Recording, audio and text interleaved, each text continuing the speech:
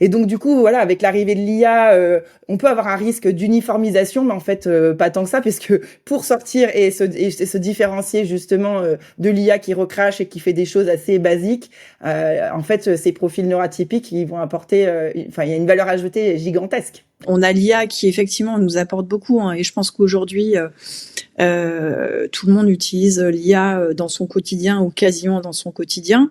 On le voit aussi dans l'agilité, on commence à l'utiliser parce que ça apporte plein de choses.